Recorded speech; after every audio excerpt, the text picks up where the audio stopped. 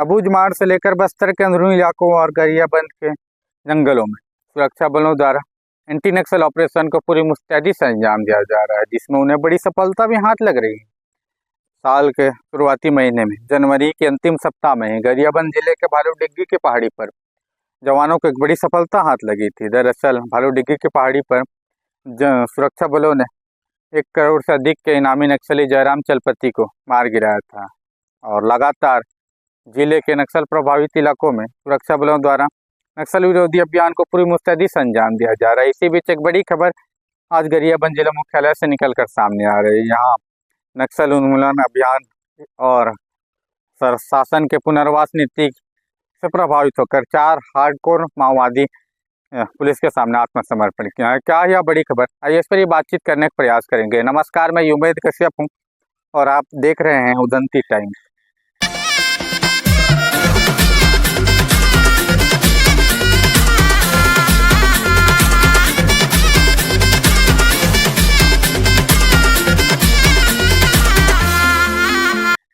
दरअसल मिली जानकारी के अनुसार आज गरियाबंद जिला मुख्यालय के पुलिस लाइन में विशेष प्रेस कॉन्फ्रेंस हुआ था, जिसमें मुख्य रूप से रायपुर रेंज के आईजी अमरेश मिश्रा और वरिष्ठ पुलिस अधिकारी अंकित गर्ग, जिले के एसपी निखिल कुमार आकेजा और सहित वरिष्ठ पुलिस अधिकारियों और स्टाफगण शामिल हुए थे। इसी बीच 4 हार्डकोर माओवादी, जिनमें 2 पुरुष और 2 महिला शामिल है, हथियार के साथ मुख्य धारा में लौटने के लिए आत्मसमर्पण किए हैं और जिनमें ये भी कहा जाता है इनके ऊपर लगभग 15 लाख से अधिक का इनाम घोषित किया गया था। और इनका नाम है कि दीपक उर्फ भीमा मंडावी, जो डिवीसीएम रैंक, जिनके ऊपर 8 लाख रुपये का इनाम घोषित था और 2011 से उड़ीसा, धमतरी और गरियाबंद के सीमावर्ती क्षेत्रों में सक्रिय था और अब तक ये 25 से अधिक बड़ी नक्सली वारदातों में भी शामिल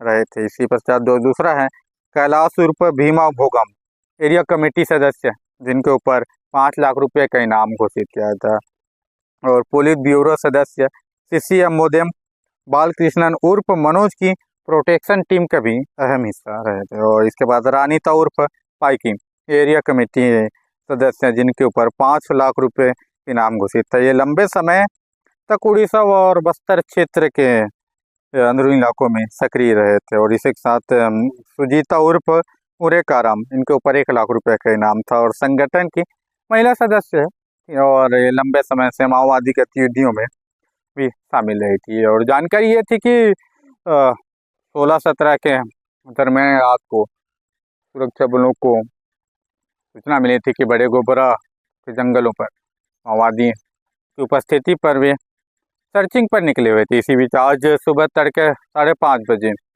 पहले से घात लगाए माओवादियों ने सुरक्षा बलों को अपनी ओर आते देख फायरिंग शुरू कर दी, जिसके जवाबी फायरिंग सुरक्षा बलों द्वारा किया गया। और जब माओवादियों को लगा कि सुरक्षा बल उनके ऊपर हावी हो रहे हैं, तो वे जंगल और पहाड़ी के रास्ते से भाग निकले थे। और इसके पश्चात ही जो 4 हार्डकोर माओवादी जो हैं आत्मसमर्पण किए थे। और ये भी खुलासा हुआ था कि आत्मसमर्पण करने वाले जो माओवादी हैं, वे दीपक उर्फ भीमा मंडावी, इन्होंने ये भी बताया था कि जब सुरक्षा बलों द्वारा वहाँ पे सर्चिंग किया गया था और इनके जो निशानदेही जगह में डंप किए गए लगभग 16 लाख रुपए नगद और कई माओवादी गतिविधि सामान भी सर्चिंग स्थान से, जहाँ पर सर्चिंग किया गया था बड़े गोबरा के जंगलों पे, वहाँ पे बरामद किया गया, जिसमें 16 लाख रुपए नगद और देसी BGL 4 नग, सुरका सेल 4 नग, हैंड ग्रेनेड,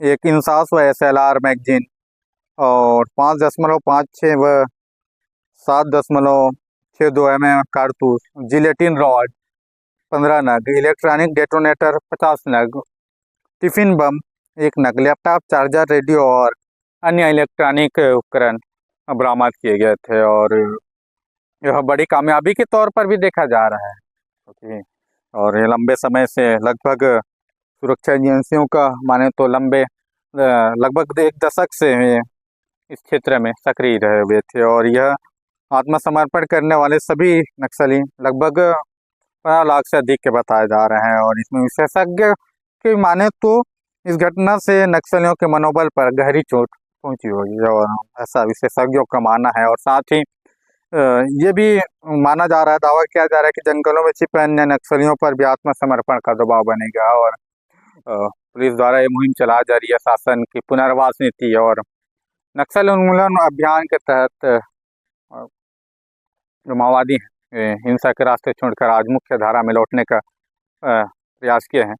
इनको आज जो राहत नीति के अंतर्गत जो प्रथम किस्त होती है, जो 50,000 रुपये और कपड़े, वो इनाम स्वरूप दिए गए हैं और हमने इनका स्वागत किया अपने साथ। इनको और जो सुविधाएं मिलनी होंगी वो प्रक्रिया के अंतर्गत आगे प्रोसेस की जाएगी। सर, कितने नकदी बरामद इनसे एक राइफल, एक SLR के साथ एक ने सरेंडर किया और एक सिंगल शॉट राइफल के साथ। नकदी कितने जमा?